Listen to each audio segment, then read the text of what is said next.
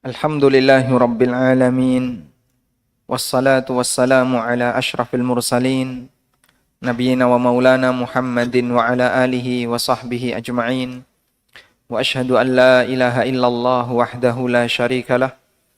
Wa ashhadu anna Muhammadan abduhu wa rasuluh sallallahu alaihi wa ala alihi wa sahbihi wa man tabi'ahum bi ihsanin ila yaumiddin. Alhamdulillah, puji syukur kita haturkan kehadirat Allah Azza wa Jal. Di pagi hari ini kembali kita melanjutkan kajian rutin dengan membaca syarah Masail Jahiliyah. Dan insyaAllah kita akan membaca masih di pelanggaran yang ketujuh, yaitu bersandar kepada mayoritas. Pada pertemuan sebelumnya kita telah membaca ayat yang pertama. Allah Subhanahu wa taala mengingatkan kepada nabinya sallallahu alaihi wasallam, wa in tuti aktsara man fil ardi yudilluka an sabilillah. Kalau kamu menuruti kemauan mayoritas penduduk bumi, maka mereka akan menyesatkanmu dari jalan Allah. Berikutnya kita akan membaca masih di bab yang sama atau di poin yang sama, poin nomor 7. Paragraf yang kedua, fal kathiru, orang yang banyak, atau setelah keterangan Al-An'am ayat 116, 117, setelah keterangan itu. Bismillah, salatu wassalamu ala rasulillah, wa ba'du. Maka mayoritas yang menyelisihi kebenaran tidak mengharuskan berpaling dari mengikuti kebenaran tersebut. Bagi orang yang memiliki basirah dan hati, yang hak lebih berhak untuk diikuti sekalipun penganutnya sedikit. Sebagaimana Allah Ta'ala berfirman, Qala laqad dhalamaka bisu'ali na'jatika ila ni'ajih wa inna kathiram minal khulatai layabghi ba'duhum ala ba'din illal ladhina amanu wa amilus solihati wa qalilum mahum. Daud berkata, sesungguhnya dia telah berbuat zalim kepadamu dengan meminta kambingmu itu untuk ditambahkan kepada kambingnya. Dan sesungguhnya kebanyakan dari orang-orang yang berserikat itu, sebagian mereka berbuat zalim kepada sebagian yang lain, kecuali orang-orang yang beriman dan mengerjakan amal yang soleh, dan amat sedikitlah mereka ini. Quran Surat Shad ayat 24. Artinya, Allah mengabarkan bahwa para pengikut kebenaran itu memang sedikit, hanya saja jumlah mereka yang sedikit tidak memudaratkan mereka. Nah, coba kita akan membersamai surat Shad ayat 24. Bagi yang punya mushaf silahkan dibuka surat Shad ayat 24. Ada banyak kisah yang tersebar di masyarakat berkaitan dengan surat Shad ayat 24. Dan dalam ayat ini Allah Subhanahu wa taala menyebutkan taubatnya Nabi Dawud alaihi salatu wassalam. Allah Subhanahu wa taala menyebutkan di ayat sebelumnya. Di ayat 22 atau mulai dari ayat 21 dari surat Shad. Wa hal ataka naba'ul khasmi idh tasawwarul mihrab. إذ دخلوا على داود ففزع منهم قالوا لا تخف خصمان بغى بعضنا على بعض فاحكم بيننا بالحق ولا تشتت واهدنا إلى سواء الصراط. Apakah telah sampai kepadamu berita tentang orang yang bersengketa? إذ tasawwarul mihrab, ketika mereka naik ke tembok, yaitu temboknya Nabi Dawud, karena beliau berada di dalam musola, di mihrab, dan musola itu berada di dalam benteng istana. Dan kita tahu Nabi Dawud alaihissalam adalah Nabi yang sekaligus raja. Beliau beribadah di mihrab. Tiba-tiba ada orang yang naik ke atas benteng itu, kemudian masuk menemui Nabi Dawud di mihrab. Iddakhalu ala Dawuda, ketika mereka masuk menemui Nabi Dawud, fafazi'a minhum, maka Nabi Dawud pun kaget. Kok ada tiba-tiba ada orang? Padahal ini di dalam benteng. Sehingga beliau kaget karena ada orang yang masuk, datang tiba-tiba, padahal musola ini ada di dalam benteng. Qalu, kemudian mereka mengatakan, la takhaf, jangan takut. Khasmani bagha ba'duna ala ba'din, ada dua orang yang bersengketa, salah satu di antara yang lain mereka mendolimi pasangannya. Yang satu mendolimi pasangannya. Fahkum bainana, maka berikanlah hukum, putuskan hukum di antara kami, bil haqqi, dengan kebenaran, wala tushtit wahdina ila sawa'is sirat, dan jangan membuat kami repot, berikanlah kami petunjuk ke arah jalan yang lurus. Kemudian salah satunya menyampaikan, inna hadza akhi lahu tis'un wa tis'una na'jah. Saudaraku ini punya 99 kambing. Waliya na'jatun wahidah, dan aku punya seekor kambing. Faqala, lalu yang punya 99 kambing ini mengatakan, akfilniha, genapkan saja kambingmu dengan kambingku, sehingga totalnya bisa 100 kambing. Wa azzani fil khitab, dan dia lebih pintar bicara. Qala, kemudian Daud mengatakan, laqad zalamaka bisu'ali na'jatika ila ni'ajih. Kamu telah mendolimi saudaramu karena kamu meminta seekor kambing tadi untuk dikendapkan kepada kambingmu. Wa inna katsiran minal khulata'i la yabghi ba'duhum 'ala ba'din. Dan banyak kawan dekat, banyak orang dekat itu selalu mendolimi antara satu dengan yang lain. Illal ladzina amanu wa 'amilus shalihat, kecuali orang yang beriman dan beramal saleh, wa qalilum mahum, dan betapa sedikitnya mereka. Wa dhanna Dawud annama fatannahu fastaghfara rabbahu wa kharra raki'an wa anab. Dan Daud menyangka kalau beliau sedang diuji, fastaghfara rabbahu, lalu beliau mohon ampun kepada Rabb-Nya, wa kharra raki'an wa anab, kemudian beliau rukuk dan bertobat kepada Allah. Dan Nabi sallallahu alaihi wasallam sujud tilawah dalam sebagian riwayat, sehingga di situ ditandai dengan ayat sajdah. Meskipun ada khilaf berkaitan dengan ayat sajdah di surat Shad. Baik. Ayat ini dikutip oleh penulis dan beliau mengambil dalil dengan kalimat wa qalilum mahum illal ladzina amanu wa 'amilus salihati wa qalilum mahum, kecuali orang yang beriman dan beramal saleh dan mereka itu sedikit. Sehingga kaitannya dengan bab adalah bagian itu. Baik, kita tidak membahas bagian itu, tapi yang mau kita bahas adalah ada kejadian apa dengan Nabi Daud alaihissalam sehingga sampai beliau mendapatkan ujian demikian. Nabi Daud alaihissalatu wassalam, beliau seorang raja, maka beliau adalah hakim. Sehingga ketika ada sengketa, maka sengketa itu diajukan kepada beliau sallallahu alaihi wasallam. Berkaitan dengan kasus ini, ada dua orang yang lapor kepada Daud alaihissalam. Yang satu mengatakan bahwasanya fulan ini telah minta kambingku, biar kambing dia jadi genap 100. Ya, itu teks yang disebutkan dalam Al-Quran. Dalam tafsir yang disebutkan oleh beberapa ahli tafsir, menyebutkan aneka kisah Israiliyat. Di antaranya kisah yang masyhur adalah bahwa Na'jah di sini maksudnya adalah wanita. Nabi Daud telah memiliki 99 istri dan orang ini punya seorang istri. Digambarkan dengan Na'jah. Karena Nabi Daud ingin menggenapkan istrinya jadi 100, maka yang satu tadi mau dimasukkan. Cuman yang satu ini masih punya suami. Maka diceritakan bahwa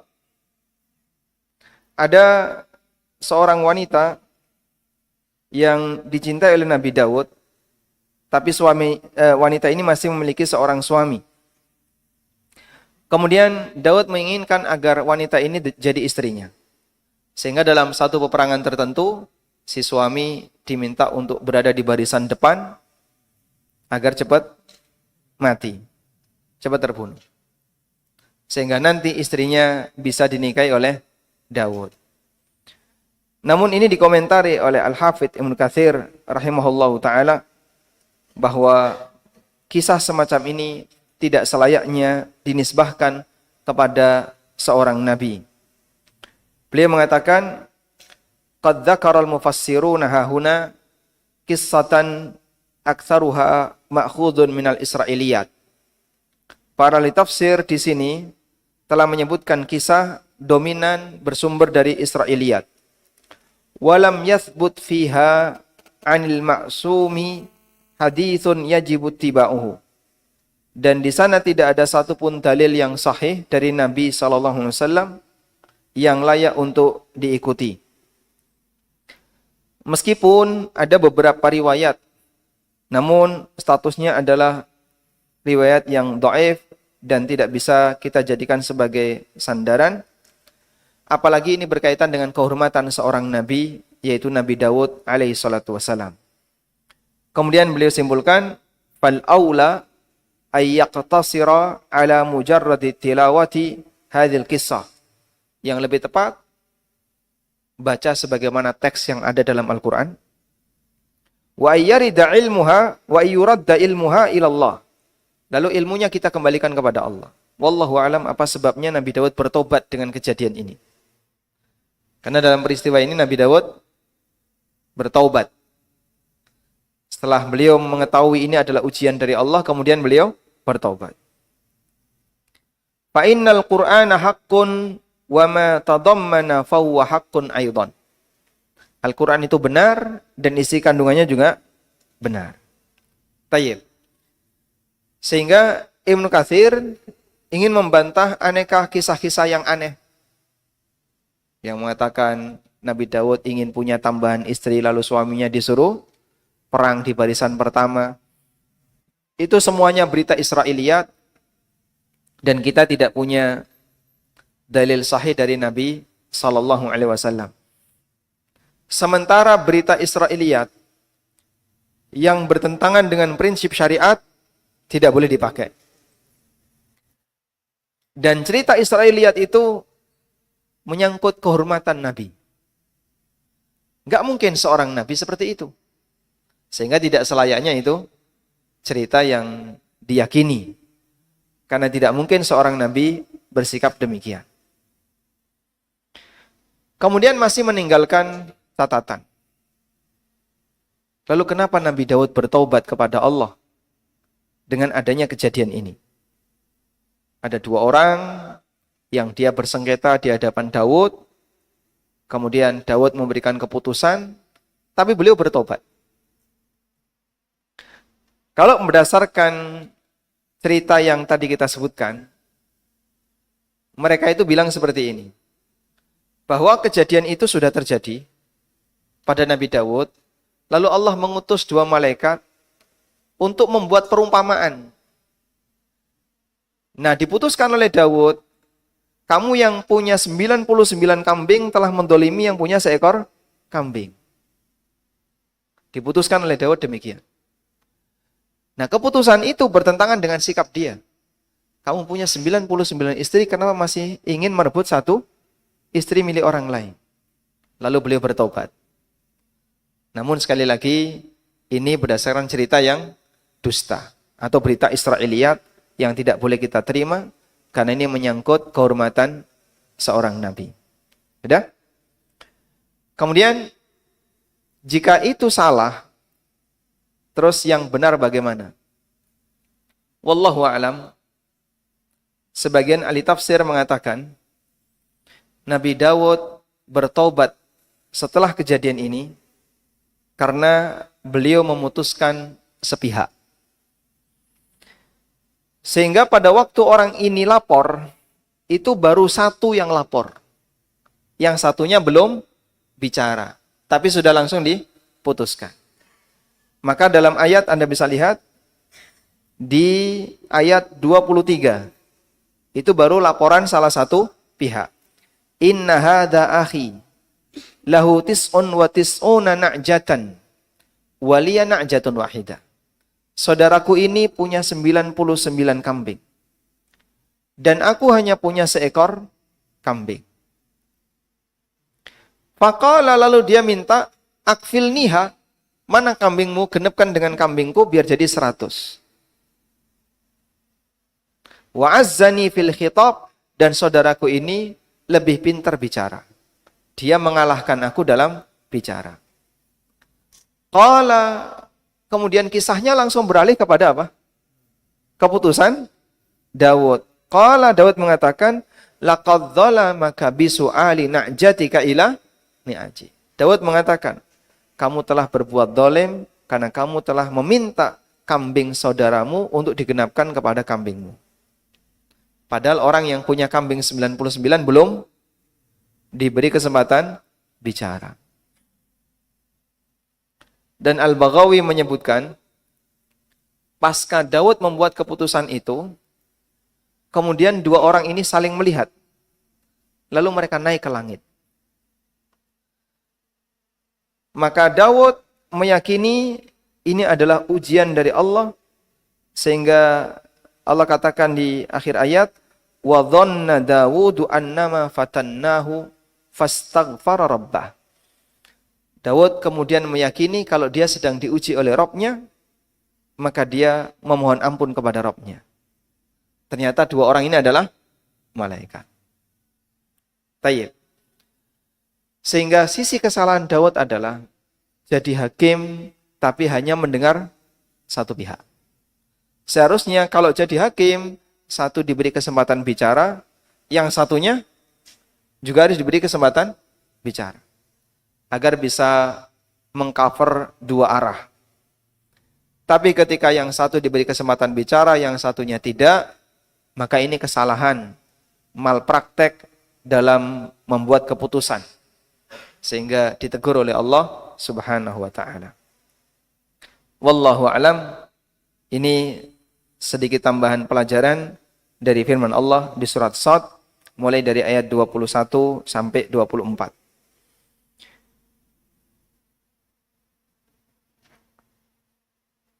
Fa'akhbarallahu, maka Allah Ta'ala menyebutkan, an ahlil haqqi, kita kembali ke buku, bahwa pemegang kebenaran, annahum qalil, mereka itu sedikit.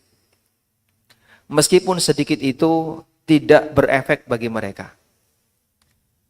Sedikit tidak berefek bagi mereka, artinya kebenaran itu enggak bakalan hilang walaupun pemegangnya sedikit. Tetap ada, meskipun penganutnya sedikit. Dan ini sejalan dengan sabda Nabi SAW, la tazalu ta'ifatun min ummati alal haqqi zahirin, la yadurruhum man khadalahum hatta ya'tiya amrullah wa hum ala dhalik. Akan senantiasa ada sekelompok orang di antara umatku yang mereka selalu menang di atas kebenaran. La yadurruhum man khadalahum, orang yang tidak pro kepada mereka. Khadala itu bisa bermakna tidak mendukung sama sekali, meskipun nggak ganggu. Bisa juga bermakna tidak mendukung dan ganggu.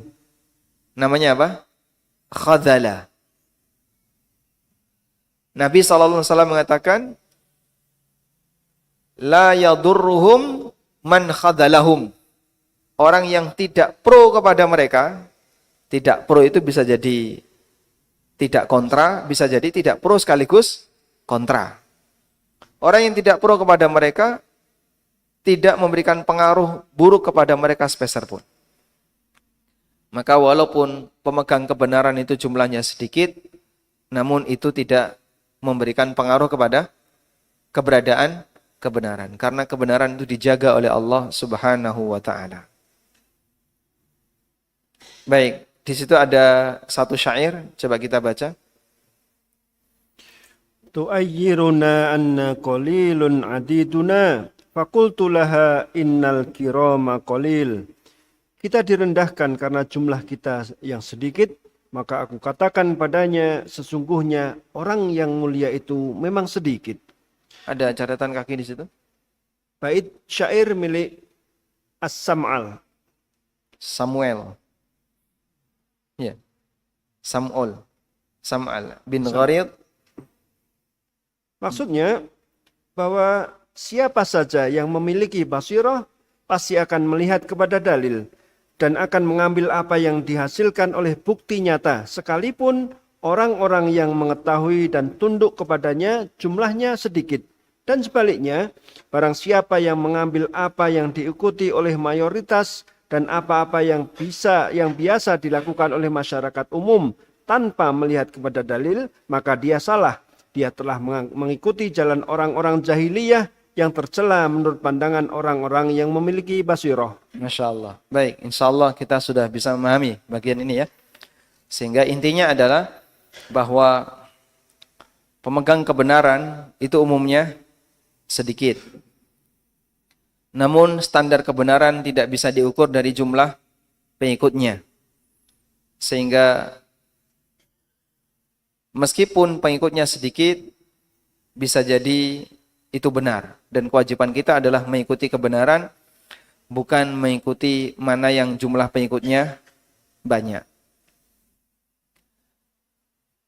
Akan tetapi tidak bisa kita buat makna kebalikan. Berarti setiap yang sedikit itu benar, Pak.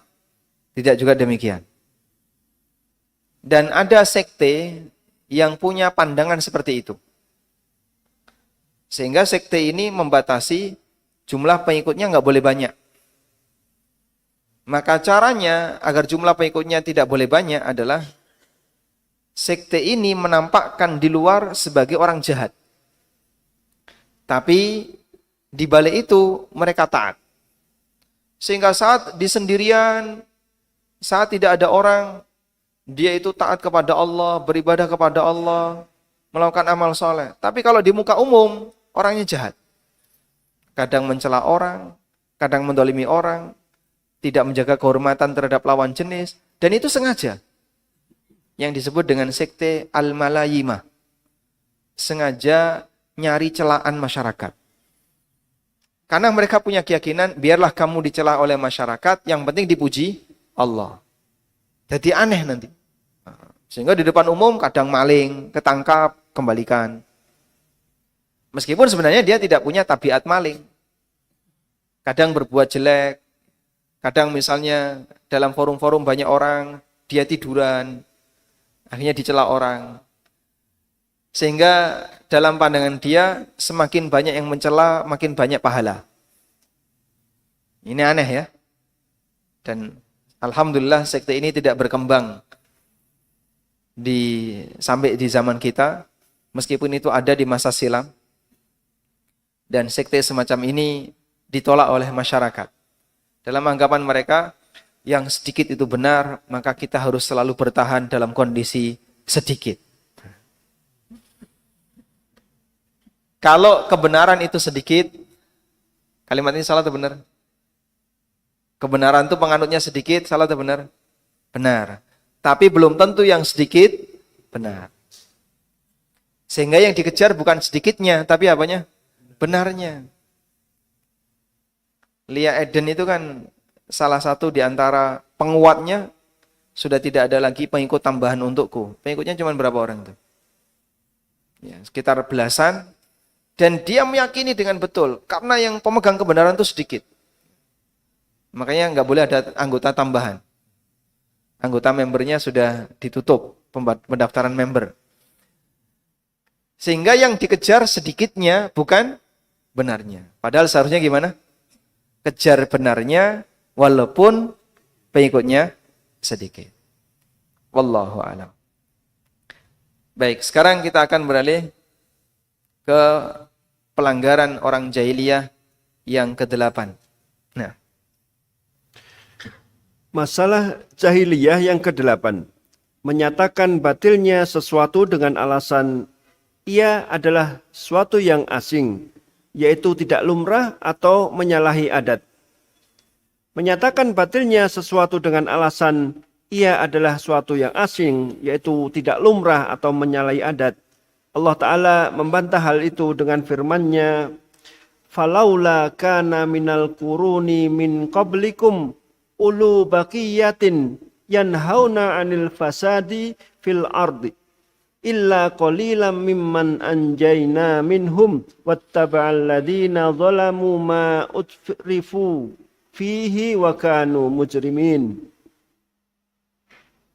Maka mengapa tidak ada dari umat-umat yang sebelum kamu orang-orang yang mempunyai keutamaan yang melarang dari mengerjakan kerusakan di muka bumi, kecuali sebagian kecil di antara orang-orang yang telah kami selamatkan di antara mereka, dan orang-orang yang zalim hanya mementingkan kenikmatan yang mewah yang ada pada mereka, dan mereka adalah orang-orang yang berdosa. Quran Surat Hud ayat 116. Makna ayat ini, kata falaula kana, maka mengapa tidak ada, adalah dorongan yang mengandung rasa kecewa, yakni mengapa tidak orang-orang minal kuruni dari umat-umat itu, yakni kaum-kaum yang berdekatan dalam satu zaman, min qablikum ulu baqiyah, sebelum kamu orang-orang yang mempunyai keutamaan, yakni yang memiliki tipikal pandangan dan akal sehat yang langgeng atau memiliki keutamaan, dengan menempatkan kata baqiyah adalah nama lain dari keutamaan, dan hak adalah untuk memindahkan, yakni hak yang berfungsi mentaknis kata baqiyah. Dari makna ini bisa dikatakan dalam bahasa Arab, fulanun min baqiyatil qaum, fulan adalah yang utama di antara kaum itu, yakni orang pilihan di antara mereka. Dan termasuk dalam kata az-zawaya adalah khobaya, dan dalam ar-rijalu adalah baqoya. Yanhauna 'anil fasadi fil ard, yang melarang dari mengerjakan kerusakan di muka bumi, yakni yang terjadi di antara mereka sebagaimana yang disebutkan dalam kisah-kisah mereka.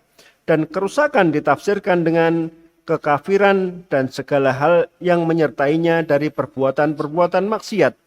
Illa qalilam mimman anjayna minhum, kecuali sebagian kecil di antara orang-orang yang telah kami selamatkan di antara mereka adalah pengecualian terpisah, yakni tetapi ada sedikit orang di antara mereka yang kami selamatkan karena berusaha mencegah perbuatan melakukan kerusakan di muka bumi dengan kemaksiatan tersebut.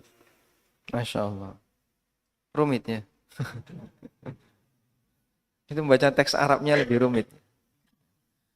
Dan penerjemahnya agak bagus. Beliau pembahasan nahwunya saja juga dibahas di situ. Tayyib, sekarang coba kita lihat masail jahiliyah yang ke-8. Pelanggaran orang jahiliyah yang ke-8. Mereka menyatakan bahwa sesuatu yang asing, yang aneh, tidak lumrah, tidak sesuai tidak sesuai budaya dan seterusnya, itu sebagai hal yang batil. Atau bahasa kita, pokoknya yang aneh itu batil. Padahal Nabi SAW ketika datang kepada umatnya, beliau dianggap aneh. Di antara anggapan aneh itu adalah, pertama, mereka menganggap aneh, masa ada nabi dari kalangan manusia? Seharusnya utusan Allah itu ya malaikat. Satu. Allah Subhanahu wa taala berfirman, wa ajibu an ja'ahum mundhirum minhum. Mereka merasa heran, an ja'ahum mundhirum minhum, ketika datang kepada mereka seorang mundir, seorang rasul pemberi peringatan, minhum, dari kalangan mereka. Maksudnya dari kalangan manusia. Kemudian mereka juga merasa aneh dengan keberadaan Al-Quran. Sehingga mereka menganggap Al-Quran itu sebagai kitab yang ajib, yang aneh bagi mereka. Kok ada yang kayak gini? Kemudian mereka juga merasa aneh, kenapa Rasul yang terakhir ini mendakwahkan Tuhan cuma satu. Aja'alal alihata ilahan wahida, inna hadha la syai'un ujab. Apakah Muhammad akan menjadikan Tuhan yang banyak itu cuma satu? Aneh itu. Sehingga ada beberapa sisi keanehan menurut anggapan orang musyrikin terhadap Nabi Muhammad sallallahu alaihi wasallam. Maka jika kita konsisten menyebut bahwa sesuatu yang aneh itu batil dan sesat, status Nabi kita sallallahu alaihi wasallam di masa silam juga disebut demikian. Beliau dianggap sebagai orang yang aneh. Nah, kemudian penulis membawakan dalil firman Allah Ta'ala di surat Hud ayat 116. Di surat Hud ayat 116, Allah bercerita tentang kaum-kaum masa silam. Sebelum Nabi Muhammad SAW. Yang rata-rata pengikut kebenaran di kalangan mereka jumlahnya jauh lebih sedikit. Nabi SAW menyebutkan ketika beliau bercerita pada saat Isra dan Mi'raj, beliau ditampakkan oleh Allah seluruh umat. Uridat alayyal umam. Ditampakkan kepadaku seluruh umat. Dari mulai Nabi Adam sampai manusia terakhir. Fara'aitun nabiyya wa ma'ahu rajulun aw rajulan. Aku melihat ada nabi yang cuma membawa satu atau dua pengikut. Wa ra'aitun nabiyya wa ma'ahu rahat. Aku lihat ada nabi yang cuma membawa rahtun. Rahtun itu jumlah antara 3 sampai 9. Aku melihat nabi hanya membawa beberapa orang pengikut, antara 3 sampai 9. Wa ra'aitun nabiyya wa laysa ma'ahu ahad. Dan aku lihat ada nabi sementara dia tidak membawa seorang pun pengikut. Dan itu umumnya nabi. Lalu beliau melihat Tsumma rufi'a li sawadun adim. Kemudian ditunjukkan kepadaku sawadun adim, gerombolan hitam yang banyak. Fadhanantu annahu ummati. Aku menyangka itu umatku. Faqila li, maka disampaikan kepadaku, innahu Musa wa qaumuh. Itu adalah Musa dan kaumnya. Tsumma rufi'a li sawadun a'dham. Kemudian ditunjukkan kepadaku gerombolan hitam yang lain. Faqila, maka dikatakan, hadza ummatuk. Hadhihi ummatuk, ini adalah umatmu. Sehingga yang berupa gerombolan hitam yang jumlahnya banyak, dalam peristiwa ini, yang dilihat oleh Nabi SAW cuma 2 nabi, yang punya pengikut banyak. Siapa? Musa dan beliau sendiri sallallahu alaihi wasallam. Sementara nabi-nabi yang lain, rata-rata jumlah pengikutnya sedikit. Nabi Ulul Azmi jumlah pengikutnya sedikit. Kecuali Musa dan Nabi Muhammad alaihi wassalatu wassalam. Baik. Oleh karena itu, posisi mereka ketika hadir di masyarakat dianggap sebagai orang-orang yang aneh karena mereka menganggap bahasanya orang yang aneh ini membawa ajaran yang baru. Sehingga disebut sebagai apa? Sebagai penyimpangan. Dianggap ini batil.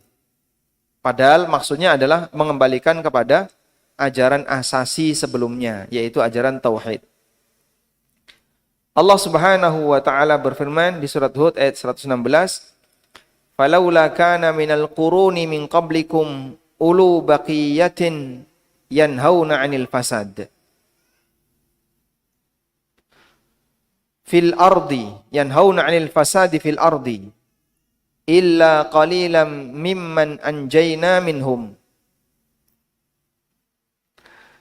Kenapa tidak ada di setiap kurun, di setiap generasi sebelum kalian? Ulu baqiyatin, orang yang memiliki baqiyah.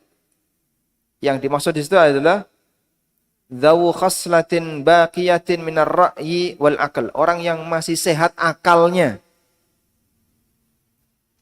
Yanhauna 'anil fasadi fil ard, yang mereka melarang masyarakat untuk berbuat kerusakan di muka bumi. Apa enggak ada orang-orang di masa silam yang mereka itu masih sehat akalnya, kemudian beda sendiri dengan masyarakatnya, dan mereka melarang masyarakatnya berbuat maksiat. Dan kehadiran orang ini cuma sedikit. Dan dia datang aneh sendiri di tengah masyarakatnya. Illa qalilan mimman anjayna minhum, akan tetapi ada di antara mereka yang kami selamatkan, yang jumlahnya sedikit. Wattaba'al ladzina dzalamu, sementara orang-orang yang dolim itu berbuat, itu mereka mengikuti ma'utrifu fihi wa kanu mujrimin, mengikuti kemewahan yang dilakukan oleh masyarakatnya, dan mereka orang-orang yang berbuat dosa. Sudah? Sehingga Allah ceritakan kurun-kurun masa silam, mereka rata-rata adalah orang-orang yang menyimpang, dan yang mengingatkan mereka untuk meninggalkan penyimpangan itu, qalilan mimman anjayna minhum, sedikit sekali yang kami selamatkan di antara mereka. Dan dulu yang kayak gini terjadi berulang-ulang. Nabi A kayak gitu, Nabi B, Nabi C, seperti itu terus. Terutama nabi-nabi yang diceritakan oleh Allah dalam Al-Quran. Mulai dari zaman Nabi Hud, Nabi Soleh, yang paling awal setelah Nuh siapa? Hud. Kemudian Soleh. Kemudian Nabi siapa? Nabi Ibrahim, Nabi Lot. Lalu Nabi Syuaib. Ini orang-orang yang paling awal nabi-nabi di masa silam yang Allah ceritakan. Baik. Mereka ini rata-rata ketika Allah ceritakan dalam posisi pengikutnya minoritas. Orangnya sedikit. Mereka membawa ajaran kebenaran di tengah masyarakat kampung yang tenggelam dalam perbuatan maksiat. Maka Allah Subhanahu wa taala sebutkan, kalau nabimu sallallahu alaihi wasallam dianggap sebagai orang yang aneh karena membawa ajaran yang kalian anggap baru, ini juga terjadi pada nabi-nabi sebelumnya. Baik. Nah, di sini kemudian penulis mau menjelaskan tentang makna baqiyah. Dalam kalimat baqiyah di situ kan muannas. Tapi maksudnya adalah untuk menyebut lelaki. Lelaki-lelaki yang masih punya akal yang sehat. Ulu baqiyatin, para lelaki pemilik akal yang sehat. Kenapa kok di situ menggunakan isim muannas? Nah, dikatakan wal ha'u lin naqli. Dan ha yaitu di tak marbutoh, fungsinya adalah untuk memindahkan jenis kelamin. Jadi dari muannas kepada mudzakkar. Ya, mungkin akan sulit dipahami karena butuh pengantar ilmu nahwu. Udah? Kita lewati saja. Yanhauna 'anil fasadi fil ardi, yang mereka mencegah terjadinya kerusakan di muka bumi. Wa fussiral fasad, dan kata kerusakan di situ ditafsirkan dengan kekufuran serta aneka maksiat yang menemaninya, yang membersamainya, aneka maksiat yang menyertainya. Illa, akan tetapi, di situ dinyatakan pengecualian yang terputus. Ada kalimat itu? Di terjemahan. Pengecualian yang terpisah. Baik. Coba kalau ini contoh lain di Al-Quran kita bisa sebutkan pengecualian yang terpisah. Anda kasih garis bawah ya. Maksud pengecualian yang terpisah.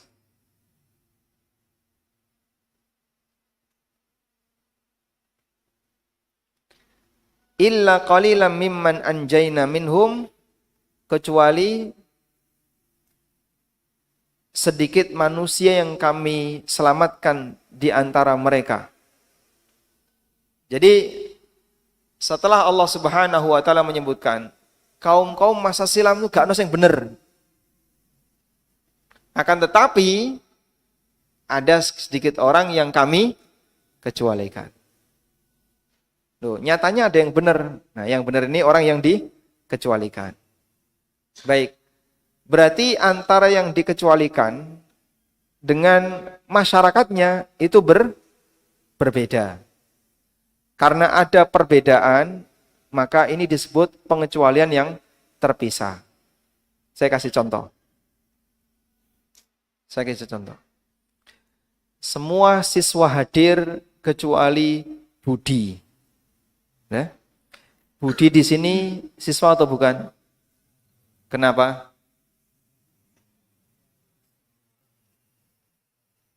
Karena dia dikecualikan dari kelompok siswa. Berarti Budi adalah siswa. Paham? Baik.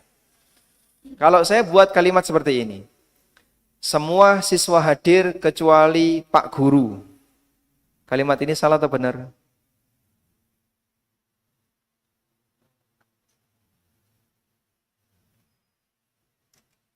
Semua siswa hadir kecuali Pak Guru. Kalimat ini salah atau benar?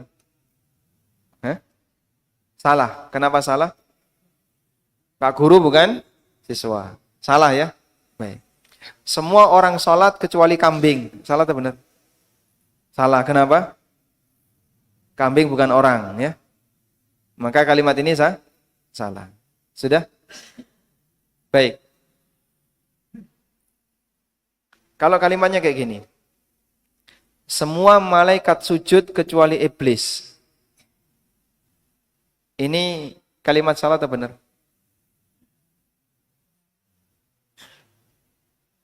Harap ngomong salah kok wedi Pak Ustaz.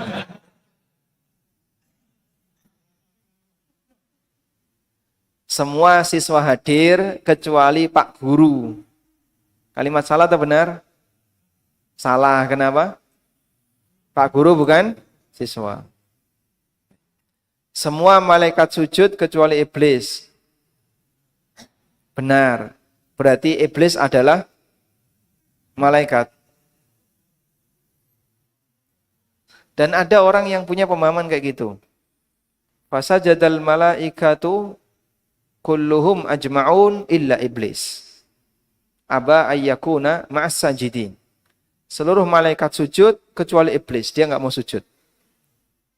Berarti iblis adalah malaikat.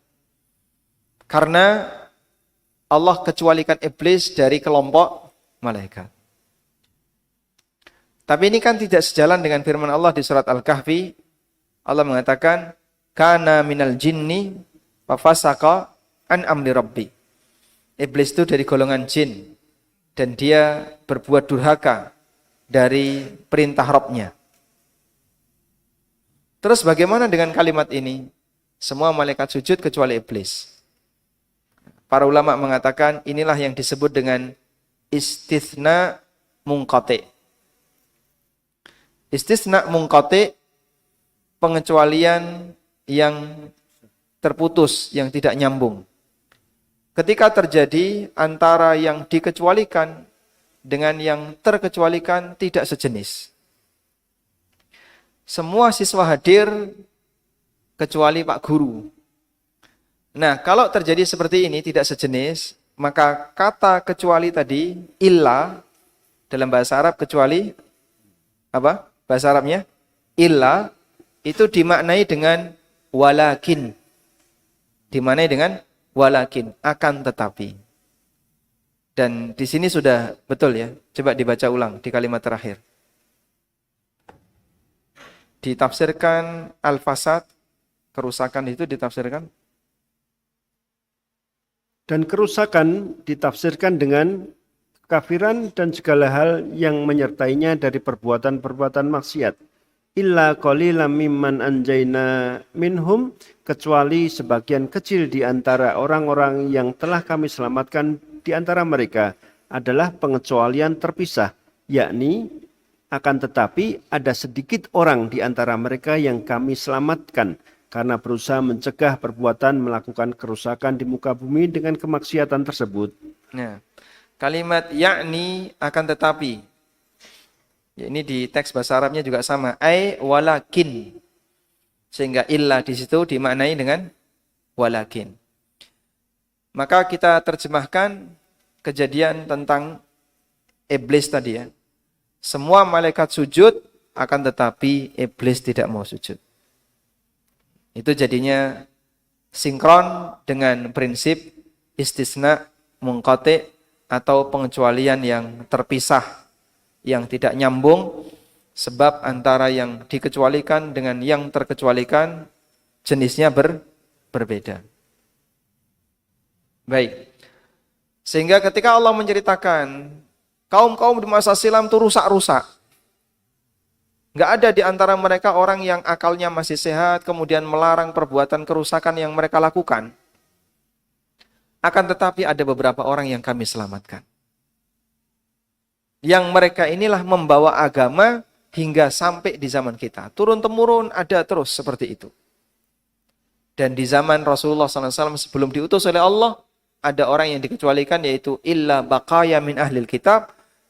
Beberapa kalangan ahli kitab yang mereka masih komitmen dengan ajaran Nabi Isa. Sampai di zaman Nabi SAW ada Waraqah bin Naufal. Yang beliau ahlu tauhid. Wallahu a'lam. Walhamdulillahirabbil alamin.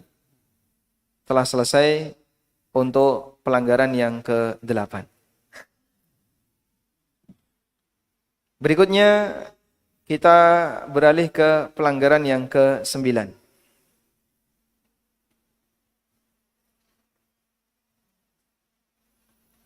Masalah jahiliyah yang ke-9, terperdayanya orang-orang yang kuat dan memiliki tipu daya dengan kekuatan dan kemampuan tipu daya mereka. Menentang kebenaran dengan alasan orang-orang yang diberikan kekuatan dari segi pemahaman dan kapasitas nalar serta kemampuan dan potensi diri dengan sangkaan bahwa hal itu akan mencegah mereka terjatuh dalam kesesatan. Allah Ta'ala membantah hal itu terhadap mereka dengan firman-Nya, "Falamma ra'auhu 'aridam mustaqbila awdiyatihim qalu hadza 'aridum mumtiruna bal huwa mastajaltum bih rihun fiha 'adzabun alim tudammiru kulla syai'in bi amri rabbiha fa asbahu la yura illa masakinuhum kadzalika najzil qaumal mujrimin walaqad makkannahum fima immakkannakum fihi wa ja'alna lahum sam'an wa absaran wa af'idah fama aghna anhum sam'uhum wala absaruhum wala af'idatuhum min syai'in id kanu yajhaduna bi ayatillahi wa haqa bihim ma kanu bihi yastahzi'un. Maka tatkala mereka melihat adab itu berupa awan menuju ke lembah-lembah mereka, mereka berkata, ini awan yang akan menurunkan hujan kepada kami.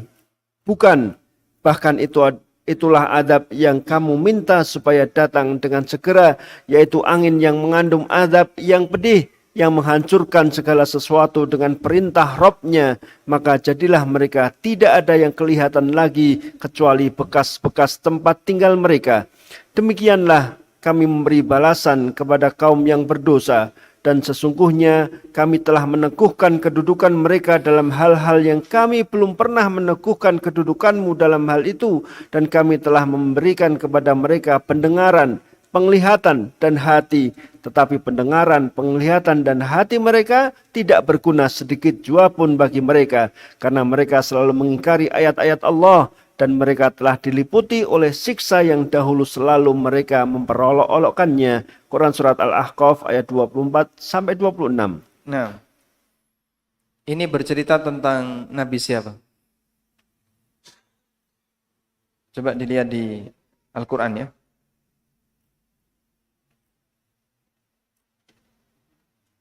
Nabi Hud.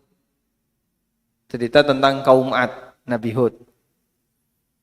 Sebagaimana di awal ayat atau di depan ya, ayat 21, karena ini potongannya langsung di ayat 24.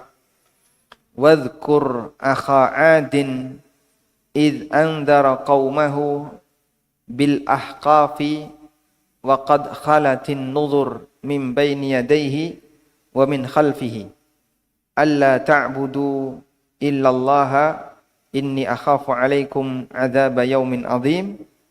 Sampai akhirnya mereka Allah ceritakan di lanjutan ayat berkaitan dengan pelanggaran yang mereka lakukan dan azab yang Allah berikan kepada mereka. Baik. Di pelajaran yang ke-9 ini atau pelanggaran yang ke-9, penulis menyebutkan bahwa di antara prinsip orang-orang jahiliyah,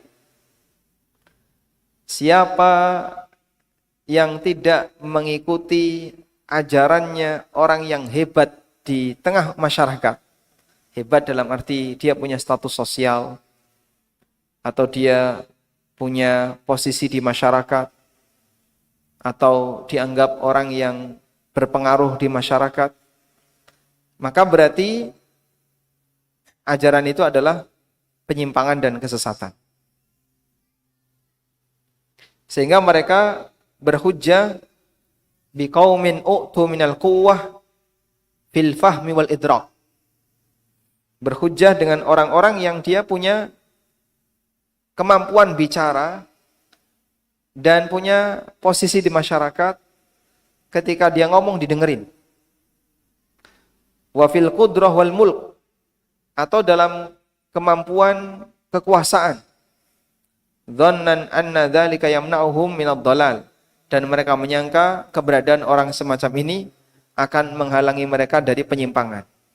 Enggak mungkin kita dianggap sesat.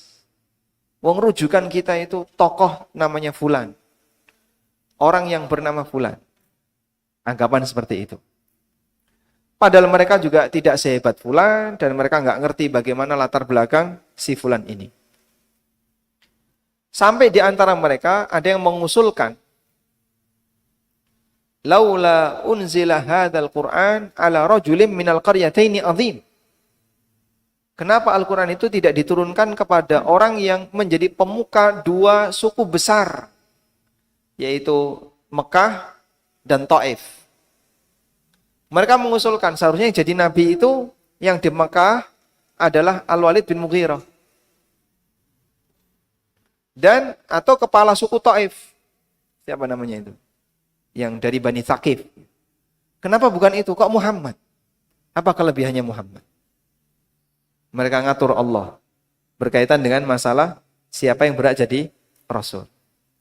Maka Allah Subhanahu wa ta'ala bantah. Ahum yaksimuna rahmata rabbik. Apakah mereka yang punya hak untuk membagi rahmat Rabbmu?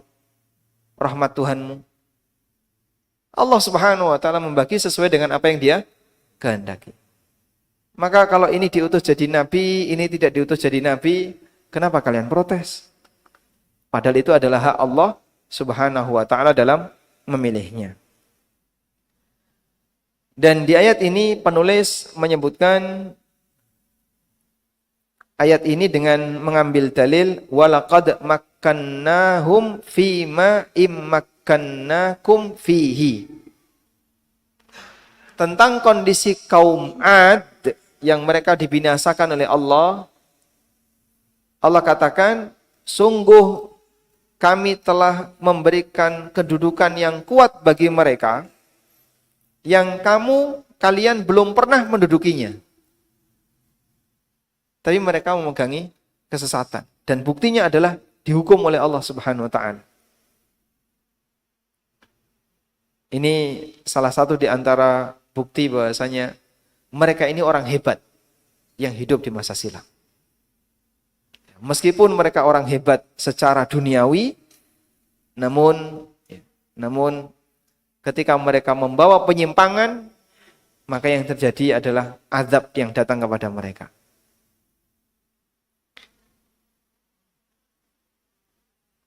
Coba dilihat di makna ayat. Wa ma'nal ayat. Makna ayat ini, firman Allah Ta'ala, walaqad makkannahum, dan sesungguhnya kami telah meneguhkan kedudukan mereka, yakni kami berikan kekuatan kepada kaum Ad, dan kami juga telah memberikan mereka kemampuan bagi mereka. Masya Allah. Jadi yang dimaksud kami telah meneguhkan mereka adalah kami telah berikan kekuatan kepada kaum Ad, dan kami berikan kemampuan kepada kaum Ad. Dan kelebihan itu ternyata membuat mereka jadi menolak kehadiran Nabi. Sehingga saat kebenaran itu datang, dianggap ini hal yang baru, kami sudah merasa cukup dengan orang-orang hebat di antara kami. Kami nggak perlu hadirnya wahyu di tengah kami. Tayyib. Insya Allah untuk lebih lengkapnya, nanti akan kita bahas ulang di pertemuan berikutnya, agar lebih lengkap kajiannya. Semoga pengantar ini bisa menjadi pemicu bagi kita untuk mau mengkaji lebih dalam apa yang dimaksud dari pelanggaran ini. Dan di antara pelajaran dari kitab Masail Jahiliyah, kita jadi kenal aneka peristiwa di masa silam. Pelanggaran orang-orang kafir sebelum Nabi Muhammad SAW. Bagaimana dialog mereka dengan para nabinya? Ada kejadian apa di tengah mereka? Nanti kita jadi lebih dekat dengan peristiwa-peristiwa itu, yang mungkin ketika kita baca mushaf plus baca terjemahannya hanya dipahami secara tekstual, yang tidak begitu mengena secara makna, padahal ini bagian dari perjuangan orang-orang soleh melawan orang-orang yang mengingkarinya. Wallahu ta'ala alam. Demikian, wassallallahu ala nabiyyina Muhammadin wa ala alihi wa sahbihi wasallam. Jazakallahu khairan Ustaz atas kajian di pagi hari ini. Ada beberapa pertanyaan dari pemirsa NB Channel. Yang pertama, apakah dosa takhbib itu? Dan apa saja yang termasuk dalam dosa takhbib? Apa dosa takhbib dan apa saja yang masuk dalam kategori dosa takhbib? Terkait dengan ancaman takhbib, Nabi SAW menyebutkan, coba kita sebentar, man khabbaba imra'atan ala ba'liha au abdan.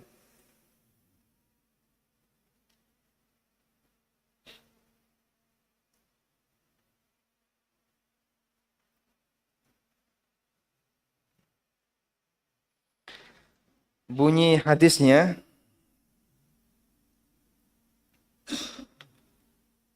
ada hadis riwayat Abu Dawud dan yang lainnya.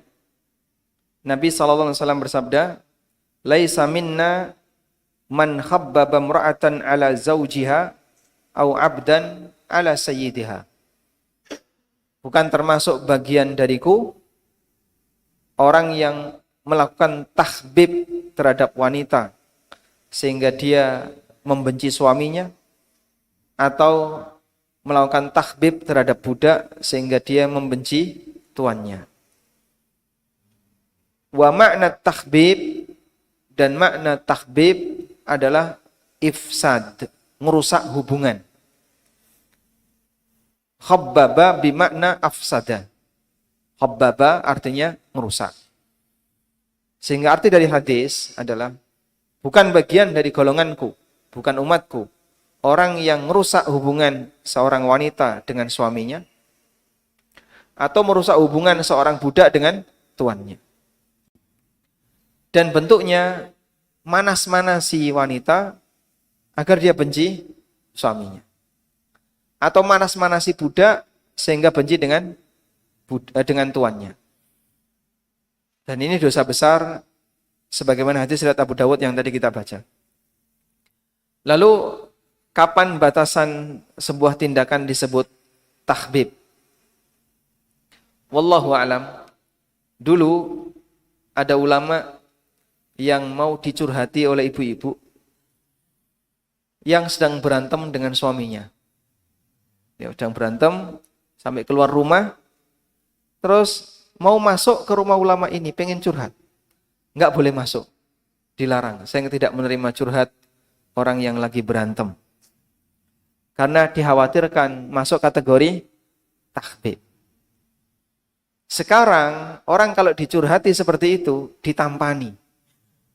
Berditampani dilebokno.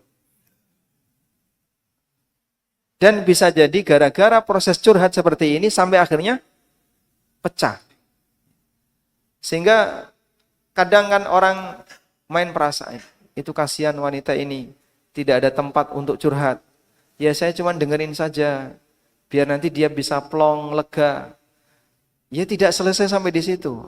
Masih ada sambungannya kan itu. Memang awalnya kelihatannya hanya sebatas pengen nolong, kasihan, pengen bantu. Tapi ternyata ini salah satu di antara langkah setan untuk menjerumuskan dia.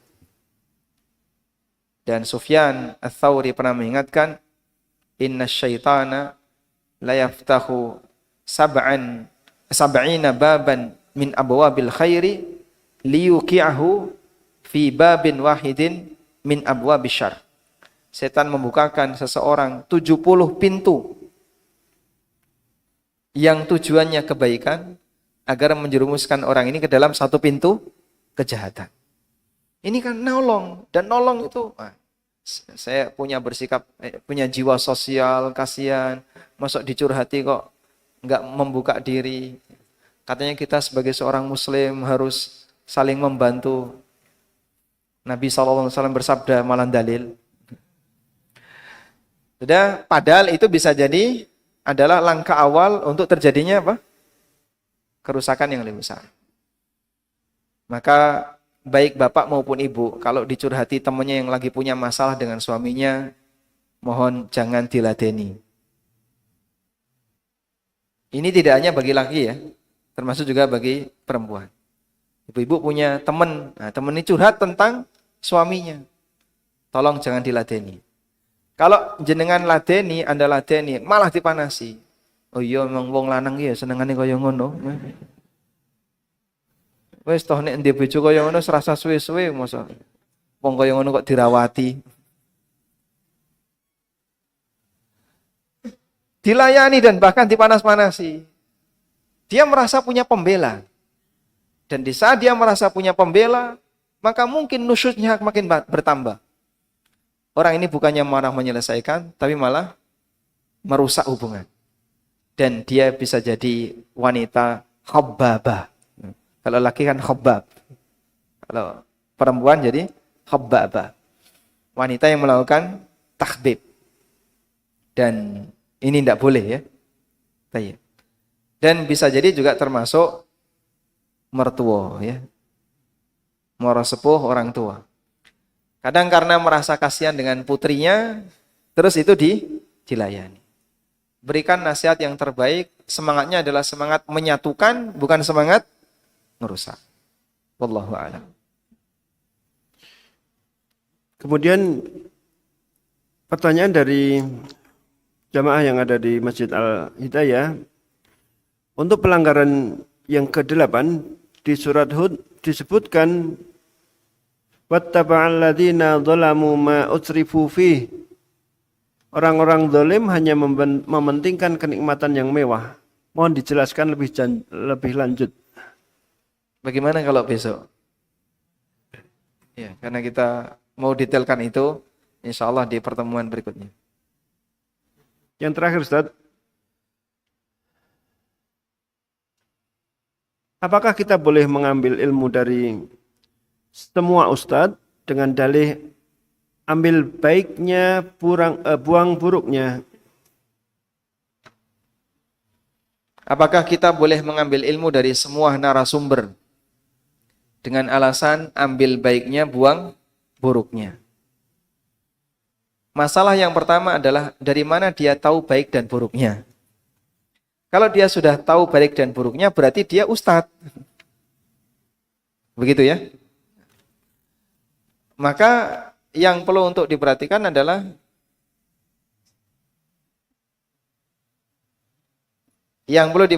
adalah dari mana dia tahu.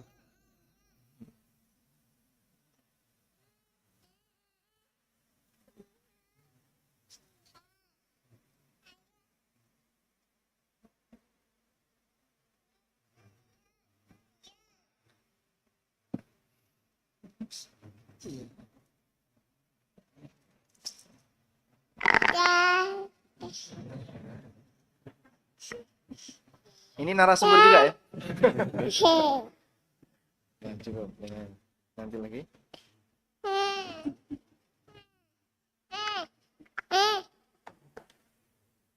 Oh, ini dikasih nih. Ini kasih. Ini yang ini.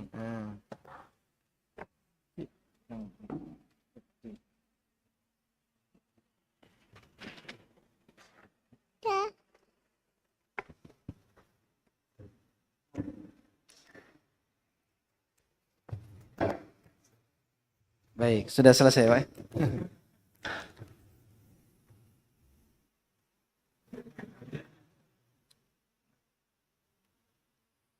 Kalau dia bisa mengenali batasan baik dan buruknya, silahkan.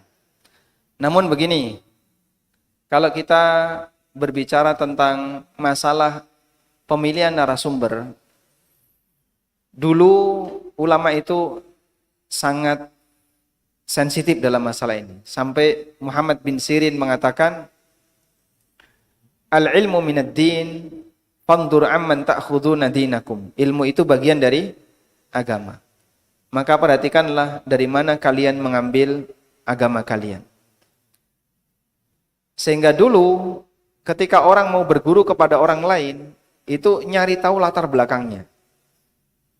Nah, belakangan ilmu yang dimiliki oleh orang-orang dulu tidak sekuat ilmu sekarang. Sehingga pada saat orang mengambil ilmu, terkadang ada ilmu tertentu yang dikuasai oleh kelompok lain. Misal ya, Ustadz ini akidahnya bagus, fikihnya bagus, cuman masalahnya beliau bahasa Arabnya tidak sehebat Ustadz yang kedua. Ustadz yang kedua ini bahasa Arabnya bagus, tapi akidahnya agak menyimpang. Beliau juga punya penyimpangan dalam masalah manhaj dan seterusnya. Nah, jadilah kemudian muncul, boleh nggak kita belajar ke sana, khusus untuk bahasa Arab. Kenapa orang ini bahasa Arabnya bagus? Karena dia fokus di situ. Mu'tazilah itu salah satu di antara sekte yang bahasa Arabnya fokus. Sehingga dulu termasuk referensi dalam belajar bahasa Arab adalah kelompok Mu'tazilah. Az-Zamakhsyari, tafsir Zamakhsyari itu salah satu di antara referensi dalam masalah bahasa. Nah, muncul seperti itu belakangan karena ada beberapa kelompok menyimpang fokus di area tertentu. Nah, boleh nggak sinau ilmu alat dari orang seperti ini? Ada khilaf di antara para ulama dan wallahu alam pendapat yang lebih kuat selama masih ada ahlu sunnah yang punya ilmu semisal, pada asalnya tidak boleh. Dan bedakan antara ahlu sunnah yang menyampaikan dan menjadi narasumber di lingkungan non ahlu sunnah dengan masyarakat ahlu sunnah yang belajar dari narasumber yang bukan ahlu sunnah. Jadi kalau ahlu sunnah, narasumber ahlu sunnah memberi, silahkan. Tapi kalau kita belajar dari non ahlu sunnah, nah ini ada peringatan. Ala kullin, intinya adalah kalau masih ada ustadz yang ilmunya bisa diambil dan itu lebih bersih, insya Allah seharusnya Anda mengambil bagian itu. Kita kalau ngambil emas ya carilah di tambang emas, bukan nyari di, mohon maaf, misalnya comberan, meskipun bisa jadi di situ ada emas. Karena kadang kita nggak tahu mana emas dan mana kotoran misalnya. Nah, dalam posisi kita nggak tahu, syubhat itu kadang masuk di sana. Wallahu a'lam. Baik, demikian yang bisa kita sampaikan. Wassallallahu ala nabiyyina Muhammadin wa ala alihi wa sahbihi wasallam. Wa akhiru da'wana alhamdulillahi rabbil alamin. Wassalamualaikum warahmatullahi wabarakatuh. Waalaikumsalam.